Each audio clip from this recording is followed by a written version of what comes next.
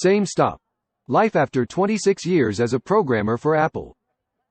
In 2 days' time I'll mark my 27th year as a professional programmer, and just over 40 years since I started programming. I've worked in small companies, big companies, and mega corporations. I've been a programmer, manager, team lead and CTO. And in doing so I discovered that I don't like managing people, I don't like meetings, and I don't like paperwork. I like long periods of focus. So I'm a software dev, architect again, working in esoteric and interesting spaces, and will continue to do so until I retire, meaning that I switch to full-time on my open source projects. I used to love the long periods of focus in my 20s, but ever since more life started happening, I can't do those anymore. It turns out my stress tolerance is incredibly low, and when the life outside my work is not completely in order, like it rarely is after the 20s, being able to get into the flow state gets very difficult. I wish I was one of those people who could just forget the problems at home, etc. when they sit in front of the computer and start coding. But I can't, and as a result my ability to focused work has gone down a lot, and nowadays I do more people work, simply because that's easier to do when my head is not in it 100%. Interesting. I'm 39 and used to have amazing flow sessions in late 20s and early 30s, but not seeing them much anymore. I can't tell if it's because of stresses of life or simply because I don't have enough time, with 3 young kids, to allow myself to fall into a state of flow. I really hope it's not stresses or my brain changing, because I really valued those periods of focus. What I've seen in the past 2 years, a lot of people who have seemingly no fit to a life of a programmer have joined software industry. In my experience the best devs were the people who self-taught programming for pure joy of building a software, making a glimpse of imaging to something real through writing code. The others who were on this job because the compensation was hefty, they were likely to opt out to a manager. I am not saying that hobby devs are better people or coworker. Every people has their role in a team. Nevertheless, these people who habitually code are the ones who remain as devs after all. I once had a PM who told me coding was just a stepping stone to them in their career. I couldn't understand. I thought they must not have been a natural, like me. Fast forward a few years, after taking on more mentorship roles, then staff responsibilities, then slipping into project oversight roles. She was so right. Coding was a great stepping stone. Several years ago my father got promoted to some leadership role. In our conversation about it, he told me he had asked to get back closer tech, but his boss declined and said tech specialists are a dime a dozen. Technical leadership is very expensive to find though, and once you find one you don't let them go back to the production line. I still occasionally answer and so question or make a few commits on personal pet projects, but lately I'm just as likely to go fishing instead or make edits to OpenStreetMap. Programming really is a special kind of career. I can't imagine making it the only one I ever tried though. Several years ago my father got promoted to some leadership role. In our conversation about it, he told me he had asked to get back closer tech, but his boss declined and said tech specialists are a dime a dozen. Technical leadership is very expensive to find though, and once you find one you don't let them go back to the production line. The foundational myth of middle management. Technical leadership is very expensive to find though, and once you find one you don't let them go back to the production line. I have a friend at our company who is a gifted programmer. He was moved into a management position. He discovered that he hated working in a leadership position. He tried to get them to move him back to an individual contributor position. They refused. He said, "Move me back or I quit." It took them more than a year to transition him back to an individual contributor role. That was a few years ago and he has been happily plugging along ever since. He says that even after he transitioned back, they kept coming to him to get his opinion on issues. The only way he got them to stop was to completely refuse to respond. I feel it's completely acceptable to wish to stay in an IC position, but to refuse outright to give advice or share the experience, it's hard to tell from your short paragraph, seems odd. It's acceptable to want to stay in a specific role, but I am not certain I feel it's acceptable to eschew an increasing responsibility or mentoring role as you gain experience. That way lies the genius programmer that works alone and writes code no one else understands. I find it surprising, in a good way.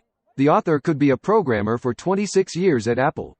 A lot of corporate places I've worked at are always pushing you to progress into leadership positions. If you aren't moving upwards, then you are managed out, which I always find really sad.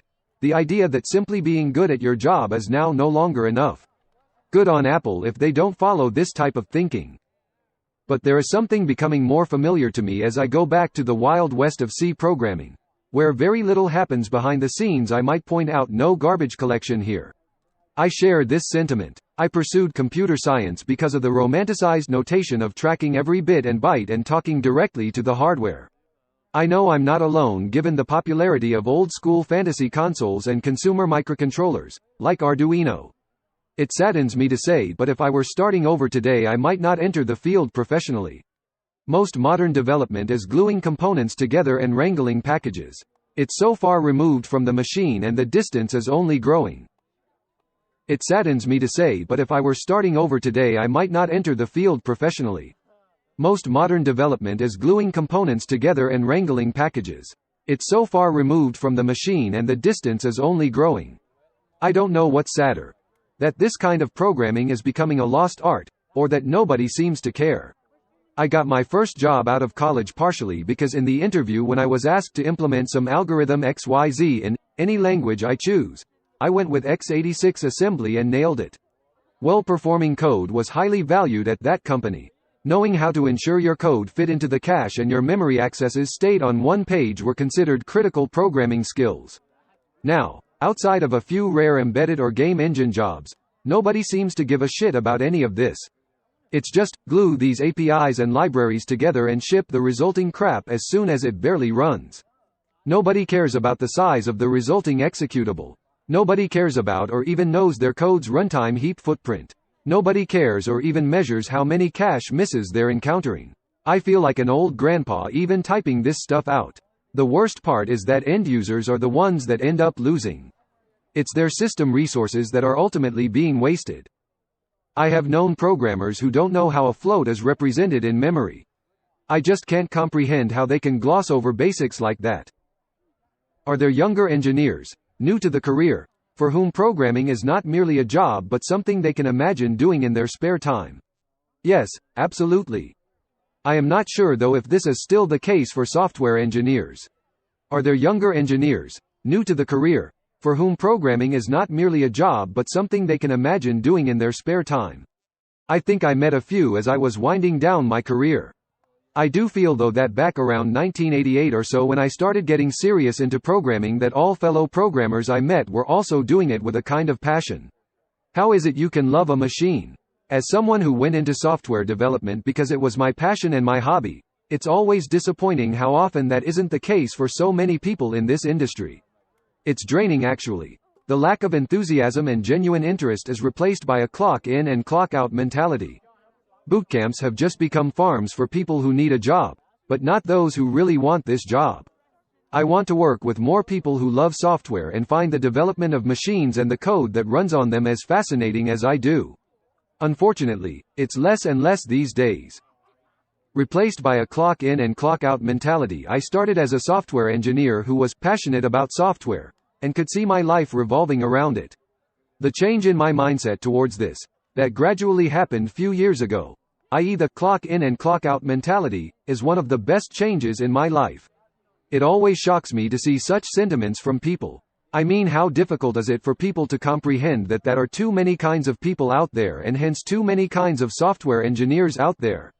Clock in, clock out doesn't mean these software engineers don't like the work they do, or do not write software that is good, or that they do not take pride in, or they do not feel responsible for it. Anyway, that doesn't mean every other free hour, or any free hour in their lives, away from that day job, which is software engineering, have to be about software or code, or hell, even an hour have to be about software. Your job, your profession doesn't have to be your passion. Not everybody needs to be an artist, or a software artist, if I can say so. There is a work that needs to be done and there are people who can do this and they do this and it can be just that, nothing more. Did you ever think about yourself, how you got into software engineering? Did you really always want this trade truly? Was this genetic in some way? Or some kind of divine intervention? I mean, I know I am getting facetious here with this analogy, but just look at it before pointing a finger to a whole new generation of people who are maybe just different. I kinda disliked it. At the beginning of my career, when I saw my engineering peers moving into finance, MBAs and whatnot. But slowly I have started to appreciate it as I am getting this idea sunk into me: deeper work is work, nothing else.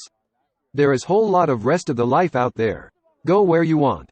How you want to. Immerse yourself into something only as much you want. There doesn't have to be a scale of passion you have to conform to. It is so tiring and frustrating to keep encountering this mindset so often. Luckily my generation is genuinely starting to stop giving a fuck about this, and the newer generation is more vigorous in rejecting of, your work has to be your passion. Regressive mindset. What am I trying to say? I have a programming addiction? Maybe. I think all of us do, to some degree. You have to endure hours on end staring at a glowing screen and banging your head against a mechanical keyboard.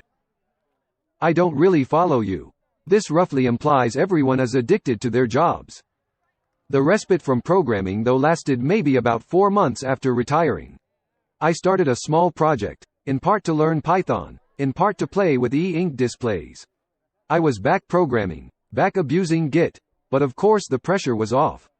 It both was and wasn't like the day job I had left behind.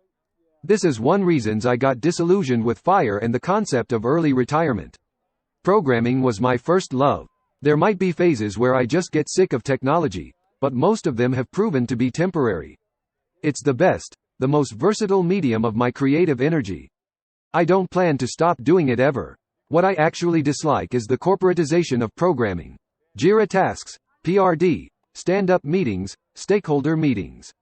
I don't want early retirement. I want to work in a small team with a good product vision and a strong shipping culture.